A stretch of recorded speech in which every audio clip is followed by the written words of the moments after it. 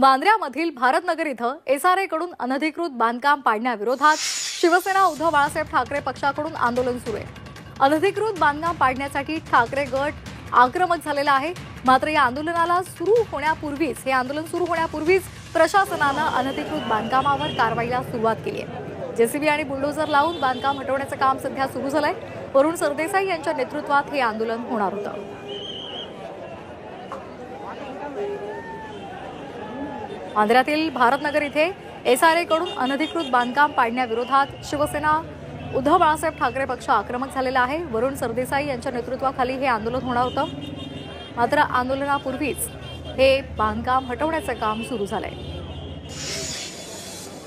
मुंबई महापालिकेचे अधिकारी आता या ठिकाणी अनधिकृत बांधकाम हटवण्यावरती ठाम आहेत। मात्र कोर्टात आम्ही या संदर्भात याचिका दाखल केलेली आहे।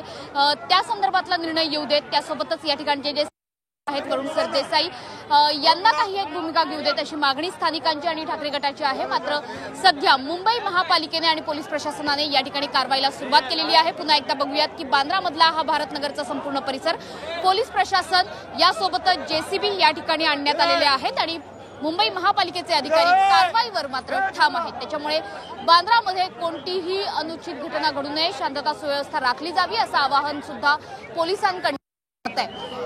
कॅमेरामन सुमेध सह मनश्री पाठक, झी24 तास, मुंबई। या संदर्भात अधिक माहिती घेणार आहोत आमच्या प्रतिनिधी मनश्री पाठक यांच्याकडून। मनश्री, सध्याची काय परिस्थिती आहे? SRAच्या कायद्यानुसार त्यांच्यासोबत एक करार तर करा। सध्या या ठिकाणी वरुण सरदेसाई हे दाखल झालेले आहेत आणि चित्र असं आहे की SRA प्रशासन विरुद्ध ठाकरे गट असं चित्र आता भारतनगरमध्ये बघायला मिळतं आहे। जोपर्यंत कोर्टाची ऑर्डर येत नाही तोपर्यंत बांधकाम करू देणार नाही अशी भूमिका ठाकरेंनी घेतली आहे। सध्या वरुण सरदेसाई बोलतात, आपण कोर्टाची ऑर्डर येईपर्यंत अदानी ग्रुपचा प्रोजेक्ट राबवण्यात येत आहे। अदानी ग्रुपच्या सगळ्या या आग्रह खातर हे सगळे बहिरे झालेले आहेत। मी SRAच्या अधिकाऱ्यांना गेले 2 दिवस ओरडून सांगतोय की तुम्ही मानवतेला धरून हे काम करत नाही आहात। उद्या जर तुमच्या घरावर अशी धडक कारवाई करण्यात आली, तुमची उद्या घरं तोडून दिली आणि मग सांगितलं पहिले घर तोडेंगे फिर देखेंगे किधर घर देणे, तर तुम्हाला चालेल का? कोणाला चालेल? हे मान्य आहे का? माझं एवढंच म्हणणं आहे, तुम्हाला घरं तोडायची आहे, तिकडे डेव्हलपमेंट करायची आहे, कमीत कमी ज्यांची घरं तोडतायत त्यांच्यासोबत करार करा। त्यांना तुम्ही सांगा की तुम्ही त्यांना कुठे देणार। वरुणजी आता कारवाईला सुरुवात झालेली आहे, तुम्ही अडवताय का या कारवाईला? कारवाईला सुरुवात झालेली आहे। कारवाई इकडे थांबवण्याकरताच आम्ही आलेलो आहोत। या सगळ्यांना आम्ही हे करू आणि सुप्रीम कोर्टाचा स्टे सुद्धा मिळालेला आहे। मी आता SRAच्या अधिकाऱ्यांसोबत बोलणार आहे। तुम्ही पाहू शकता की ते याचं रूपांतर असंच होत जाईल। आता तर हे लोकांनी पहिल्या गोष्टीला हात लावलाय, मागे जेसीबी उभा केलाय। आपण बघतोय की भारतनगर मधली ही परिस्थिती काहीशी चिघळत जाते आहे। वरुण सरदेसाई यांच्या नेतृत्वात ठाकरे गटाने आंदोलन पुकारलेलं होतं। मात्र या आता पोलीस बळाचा वापर करून आता इथल्या सगळ्या लोकांना, इकडच्या रहिवाशांना हटवलं जातंय। कारवाई करण्यावर SRA प्रशासन, एकंदरीत मुंबई महापालिकेचे अधिकारी सुद्धा या ठिकाणी आलेत, ते सुद्धा ठाम आहेत। आम्ही कारवाई करणारच अशी प्रशासनाची भूमिका आहे, मात्र कारवाई होऊ देणार नाही अशी ठाकरे गटाची भूमिका आहे। एकंदरीतच प्रशासन विरुद्ध ठाकरे गट आणि स्थानिकांचा रोष असं चित्र आता भारतनगरमध्ये बघायला मिळतं आहे। वरुण सरदेसाई हे देखील आक्रमक झालेले आहेत आणि इथल्या रहिवाशांनी इकडच्या कारवाईला विरोध केलेला आहे। पोलीस प्रशासन सुद्धा सज्ज आहे। खरं इथे दंगल नियंत्रक पथक सुद्धा आणण्यात आलेलं आहे, जेसीबी मोठ्या प्रमाणात आणलेले आहेत, बुलडोझर आणण्यात आलेले आहेत आणि स्थानिकांचा रोष कमी होण्याची खरं तर वाट बघितली जाते। मात्र यापूर्वीच काही वेळापूर्वी कारवाईला सुरुवात करण्यात आली होती। इकडे काही घरांना खाली करण्यात आलेलं होतं, काही गोडाऊन्स होते ते खाली करण्यात आलेले होते। मात्र आता वरुण सरदेसाई हे सुद्धा आक्रमक होताना आपल्याला बघायला मिळत आहेत। पोलीस प्रशासनाशी काही वेळापूर्वी त्यांनी संवाद साधला होता, तेव्हा त्यांनी हे आश्वासन दिलं होतं रहिवाशांना की आज कोणत्याही प्रकारची कारवाई होऊ देणार नाही, जोपर्यंत कोर्टाची ऑर्डर येत नाही तोपर्यंत आम्ही ही कारवाई रोखून धरू असं आश्वासन वरुण सरदेसाईंनी दिलंय। वरुण सरदेसाई हे बांद्राचे स्थानिक आमदार आहेत, त्याच्यामुळे त्यांच्या नेतृत्वामध्ये ठाकरे गटाने इकडचं आंदोलन पुकारलेलं आहे। मात्र इकडची परिस्थिती कोणत्याही क्षणी चिघळू शकेल अशी स्थिती सध्या आपल्याला बघायला मिळते आहे। वरुण सरदेसाई सरदेसाई सातत्याने संवाद साधण्याचा प्रयत्न करतायत स्थानिकांशी आणि पोलीस प्रशासनाशी सुद्धा बुलडोजर सज्ज करण्यात आलेले आहेत। मोठ्या प्रमाणात पोलिसांना सुद्धा पाचारण या भागामध्ये करण्यात आलेलं आहे। भारतनगर हा बांद्रा पूर्व मधला एक मोठा परिसर, या ठिकाणी अनेक अनधिकृत बांधकामं आहेत, यांना नोटिसा दिलेल्या आहेत असा दावा प्रशासनाचा आहे। यापूर्वी नोटिसा बजावून सुद्धा या ठिकाणची बांधकामं हटवण्यात आलेली नाहीत। आपण जर बांधकामाकडे बघितलं तर बाजूच्या ह्या ज्या झोपडपट्ट्या आहेत अक्षरशः 3-3, 4-4 मजली झोपड्या इकडे उभारण्यात आलेल्या आहेत। मात्र ही सगळी बांधकामे ही अनधिकृत असल्याचा दावा हा प्रशासनाचा आहे। प्रशासनाने या बांधकामांना अनधिकृत ठरवलेलं आहे। मात्र आमच्याकडे सर्व पुरावे असून आम्ही कोर्टामध्ये दाद मागण्यासाठी गेलेलो आहोत असा दावा इकडच्या स्थानिकांचा आहे। त्यामुळे कोर्टाची ऑर्डर जोपर्यंत येत नाही तोपर्यंत आम्ही इथून हटणार नाही अशी भूमिका स्थानिकांनी घेतली आणि अर्थातच ठाकरे गटाने सुद्धा त्यांना समर्थन। तर आपण ही दृश्य पाहतोय, अनधिकृत बांधकामांवर एसआरए कडून ही कारवाई केली जाते आणि या ठिकाणी मोठ्या संख्येनं नागरिक एकवटलेले आहेत। बांधकामाविरोधात ठाकरे गट सुद्धा आक्रमक झालेला आहे आणि हे आंदोलन सध्या सुरू आहे। बांधकामाला शिवसेना उद्धव बाळासाहेब ठाकरे पक्षानं विरोध केलेला आहे। वरुण सरदेसाई या पक्षाचे आमदार या ठिकाणी पोहोचलेले आहेत आणि त्यांनी विरोध करायला सुरुवात केली आहे। संपूर्ण प्रश्नातून काही मार्ग निघतोय का हे बघणं आता गरजेचं आहे। सध्या आपण बघतोय की पोलिसांशी वरुण सरदेसाई संवाद साधतायत।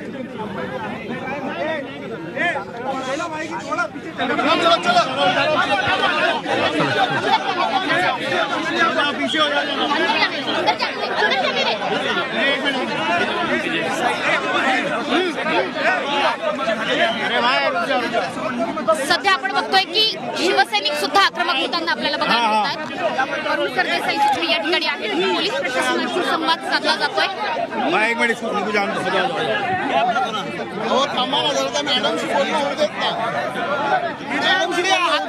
वरुण सरदेसाई, वरुण जी तुमचं पुन्हा काही बोलणं झालंय पोलीस प्रशासनाची?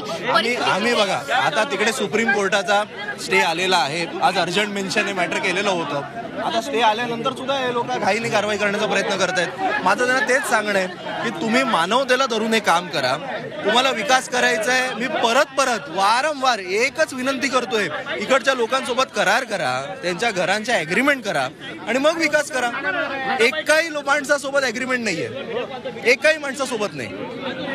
यांना काय मुंबई गिळायची आहे? काय करायचं काय आहे? पण वरुणजी इथे आपण बघतोय की 4-4, 5-5 मजली झोपड्या उभ्या आहेत, यांना पर्याय तुम्ही काय देणार आहात जर इथून हटवलं गेलं तर काय? एक मिनिट, तुम्हाला विषय मॅडम माहिती नाहीये। हा 5 मजल्याच्या आणि या झोपड्याचा विषय नाहीये। या सगळी घरं ही पात्र झालेली आहेत। 5 मजली 3 मजली ती पात्र आहेत, पण त्यांच्यासोबत करार झालेला नाहीये। करार करावा। हे सगळे पात्र आहेत, हे 1970 पासून इकडे राहत आहेत। अडाणीला आंदोलन दिली जाते जागा बँड्राची। एक मला बोलू दे मॅडम, तोपर्यंत थांबवा ना कारवाई। सर मी लीगलची आता बोलले, तुमचं बोलणं करून देते। स्टे नाहीये, मॅटर फक्त लिस्टेड आहे। काय म्हणतात ते? ठाकूर आमच्या लीगल ऑफिसर आहे, लीगल आहे। मी सगळे डिटेल्स डायरी नंबर पडलाय, स्टे नोटीस इश्यू नाहीये, स्टे नाही, स्टेटस मी फक्त नाही मी तोपर्यंत ना मी हे करतच नाहीये। फक्त खाली जे अग्रीमेंट जे करतायत त्यांचे सू मोठं करतायत ना, सू मोठं करतात त्यांचं करा ना। हे त्यांना हे करू देत नाही। सू मोठं जे करतात त्यांना काय सांगा, एकदा बोला आपण एकदा। हॅलो हा नमस्कार।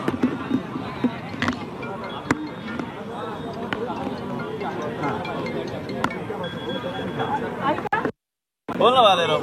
ऐका आपला जो स्टाफ आहे ना, हा बोल ना। बाकी अरे ते डेमोन्स्ट्रेशन ते म्हणते त्यांच्याकडे नोटीस सर्व्हिस नाही झाली आहे। हा नाही आणि हे पण नाही, स्टे पण नाही आणि हे नाही। आपण वाचलो सर आपले जे खाली करतात अग्रीमेंट करतात ना त्यांना ते काम सुरू ठेवत। एकच खाली झालाय, खाली झाला घेतलो। हा करा, बाकीचे लोक मग पुढे घ्या। लोकांना जे पीसफुली करतात त्यांचा काही आम्हाला विरोध तुम्ही अननेसेसरी करू नका मला। आम्ही सगळ्यांना कन्व्हिन्स करू, जे होतील त्यांचं सांगू। बस हा बस, काही हरकत नाही। वॉक फक्त तुला आहे। माझं वारंवार यांना हेच सांगतोय की जे स्वतःहून सुओ मोठो इकडे ते सोडतात। हॅलो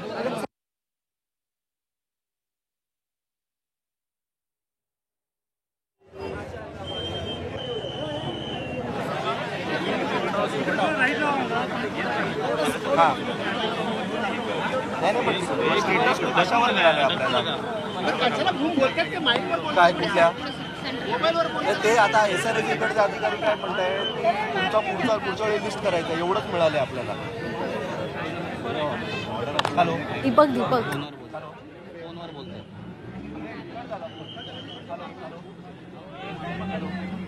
हॅलो हा नाही इकडे आता एसआरएचा अधिकारी हा हा हा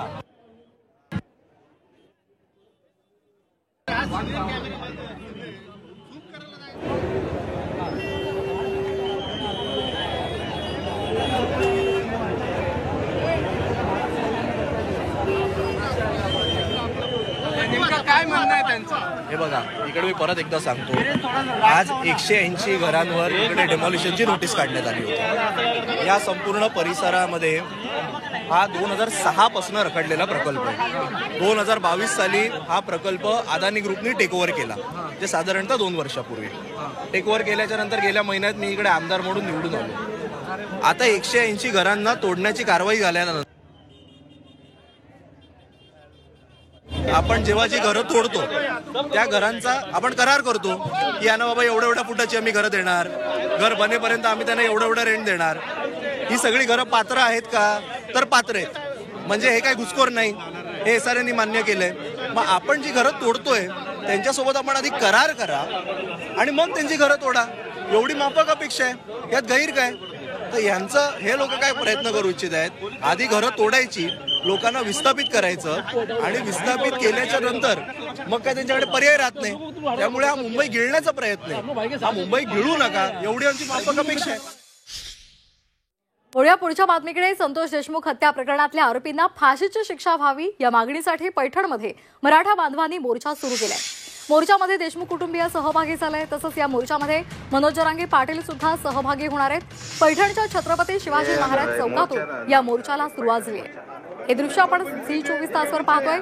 पैठणमध्ये आक्रोश मोर्चाला सुरुवात झालेली आहे. मसाजोगचे संतोष देशमुख यांच्या हत्या प्रकरणी आरोपींना फाशीची शिक्षा व्हावी या मागणीसाठी हा मोर्चा निघालेला आहे.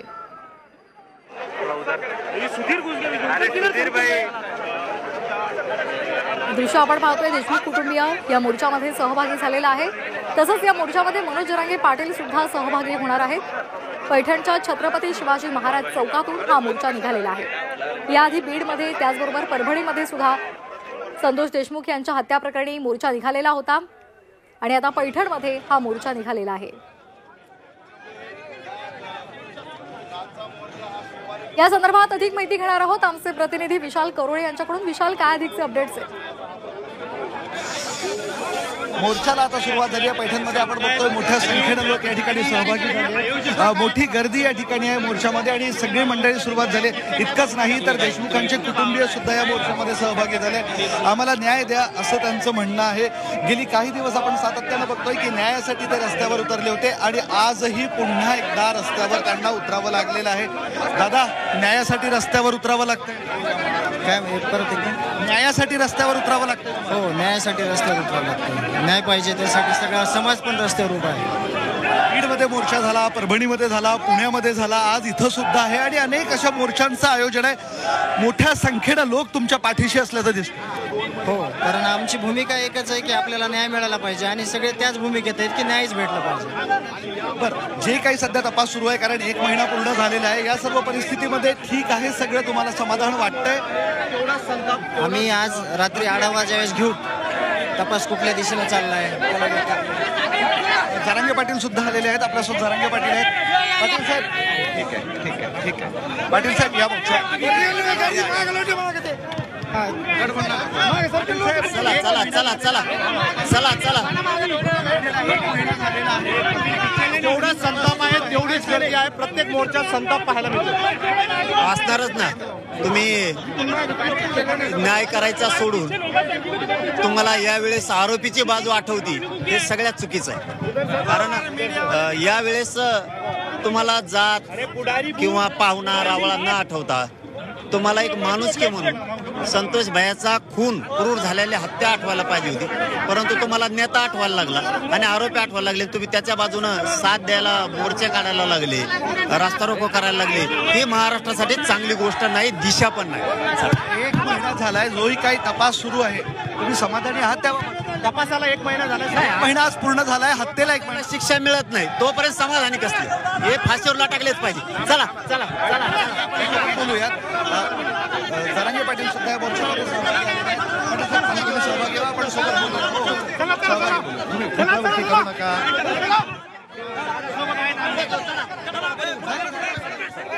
चला चला चला शॉर्ट्सवर राहा.